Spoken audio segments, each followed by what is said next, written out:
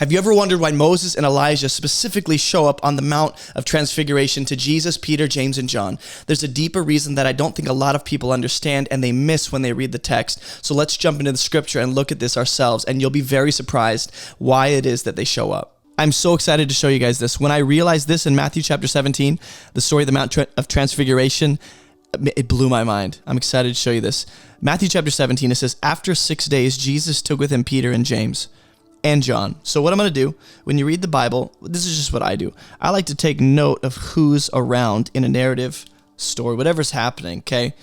We have Peter, James, and John with Jesus, and he led them up a high mountain by themselves. Also, when I read narrative, what I want to do is take note of the environment. What's the setting?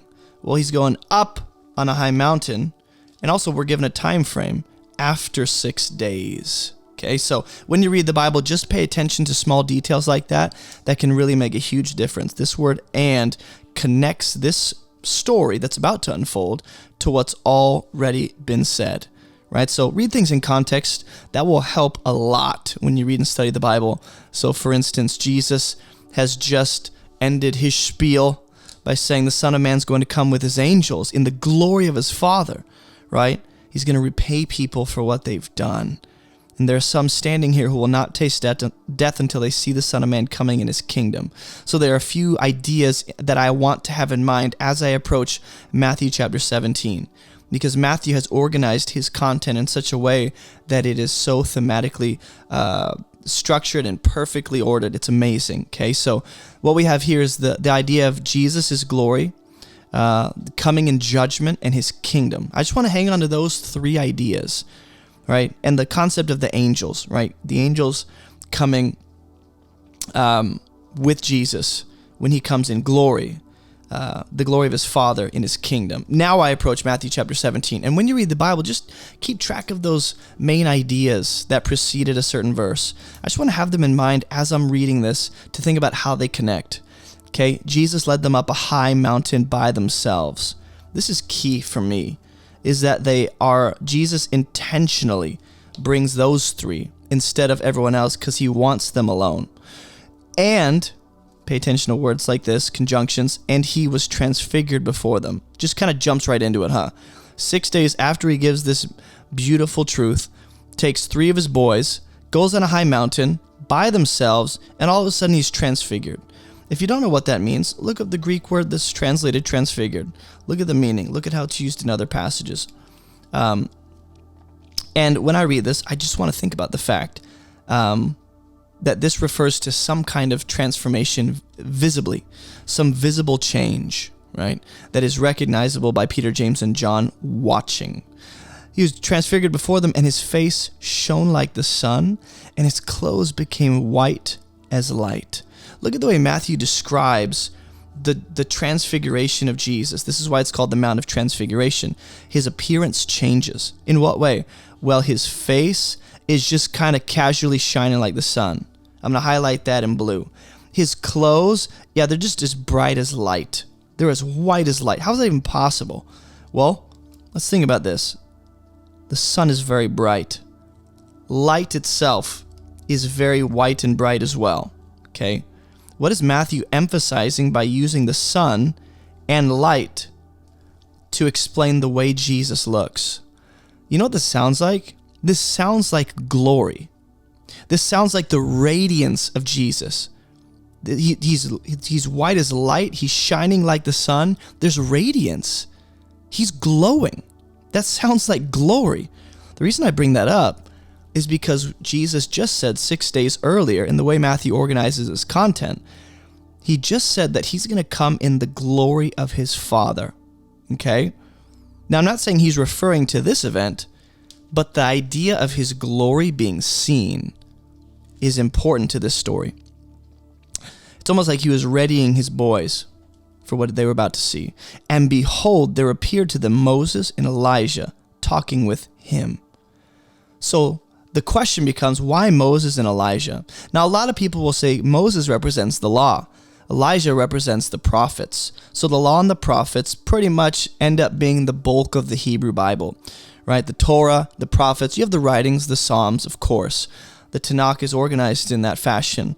But Moses and Elijah essentially make up the bulk of the entire Hebrew Bible, the way God speaks through the law and the prophets, right? So that's important to know, for sure. When we think about why them, let's also think about what's happening. They're on a high mountain. The glory of Jesus is seen in the way that he's transfigured, okay? And Moses and Elijah happen to be there talking with him. Now, this is the revelation that struck me. Where else did Moses meet God in a way where he saw his glory? Well, on a high mountain, on Mount Sinai. Where else did Elijah encounter the living God after fleeing from King Ahab in 1 Kings? Well, on a high mountain. And I forget what mountain it was. But Moses and Elijah both, in the Old Testament, met with God on a high mountain. That's very important. Moses beheld the glory of God on a mountain. Elijah experienced the glory of God on a mountain. Now, if I remember correctly, I don't believe it was a visible experience, but it was in a whisper, in a low, still small voice. Instead of lightning and fire and earthquake, it was just, in a windstorm, it was a still small voice. But Elijah did encounter the glory of God on a high mountain, just like Moses, okay? And on both mountains, God speaks to Moses and Elijah. It's very important to understand, okay? I think you know where I'm going with this. Verse 4, and Peter said to Jesus, Lord, it is good that we are here. In other words, Peter is loving what's happening. If you wish, I will make 3 tents here, one for you and one for Moses, one for Elijah. A question I want to ask, and when you read the Bible, ask questions. Why does Peter want to make 3 tents? Just for Moses, Elijah, and Jesus? What about Peter, James, and John? Is he intending to stay there out there in the cold, in the night, and just watch them sleeping in their tents? Why the tents? Right, I'm not saying I had the answer for that. Let me know in the comments what you guys think. He was still speaking when, behold, a bright cloud overshadowed them. So, guess what we see again? And when you read the Bible, notice any ideas that are repeating. I see a repeating idea of brightness, shining, glory, light, radiance, right? This time, instead of Jesus, it's this bright cloud overshadowing them. And I think this word right here, pay attention to words that seem like, okay, you could have used a different word, right? And of course, a cloud does overshadow things. But I think this word right here is key to understanding this passage. And a voice from the cloud said, right? So guess what? Moses and Elijah were talking with who? Jesus. Now, who is talking from the cloud? God himself. And what does God decide to say? Right after Peter goes, let's pretty much stay here. And I'll make tents for you guys to be comfortable. He wants to stay there. That's very important. But God says, this is my beloved son. He doesn't say anything about Moses, doesn't say anything about Elijah. He says, this is my beloved son with whom I'm well pleased. Listen to him. When the disciples heard this, they fell on their face and were terrified. But Jesus came and touched them, saying, rise and have no fear. And when they lifted up their eyes, they saw, guess what? No one but Jesus. So when you ask the question, why Elijah and Moses? God is making a point about his son, okay?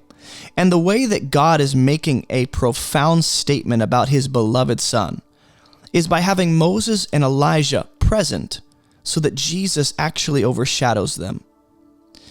God, there's a statement being made, not just with the language and the setting, not just with what God says about his son, but with what happens after God speaks and they're terrified. Which, by the way, think about how Moses and Elijah both had a sense of godly terror, a healthy fear of the Lord, and awe when they met God on the mountain. And when they experienced God communicating with them, this was what they felt. A godly fear of the Lord. Disciples experience this after God declares something about his son, right? God has spoken through the prophets. God has spoken through Moses. God has given the Torah to Moses. But there's something else going on here. God is speaking about his son and through his son, and the reason they see no one but Jesus left is to make a statement that God has actually spoken in a greater, clearer, and perfect, eternal way through his son Jesus, who he says, I'm well pleased. Listen to him. This is not God saying, don't listen to the prophets, don't listen to the law.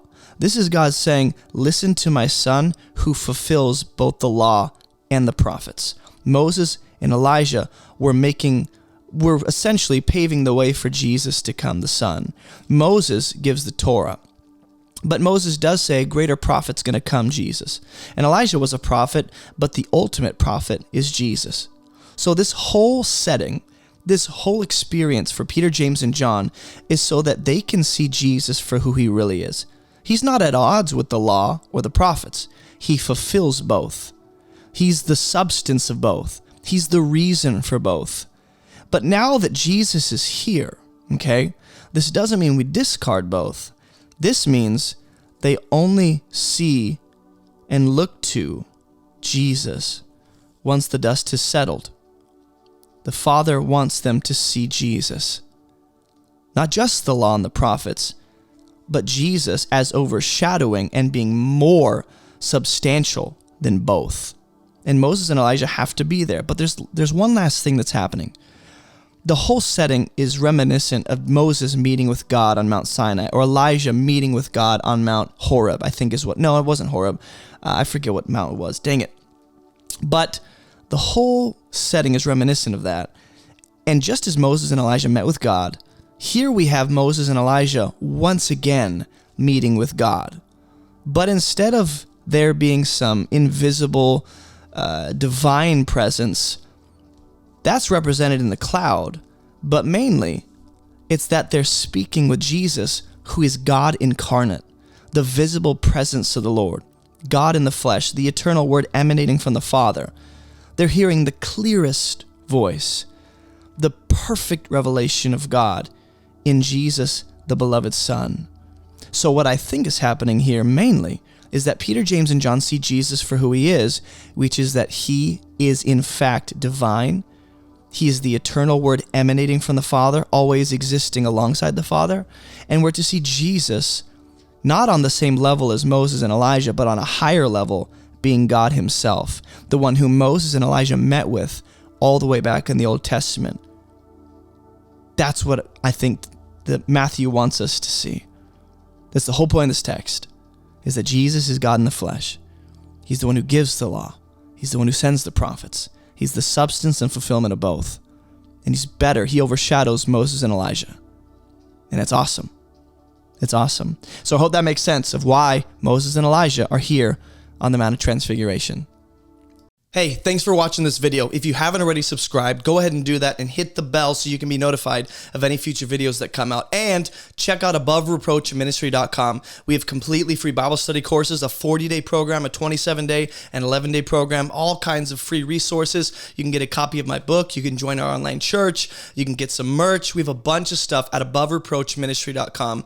And it's also linked in the description below. Go check that out. And thanks for watching.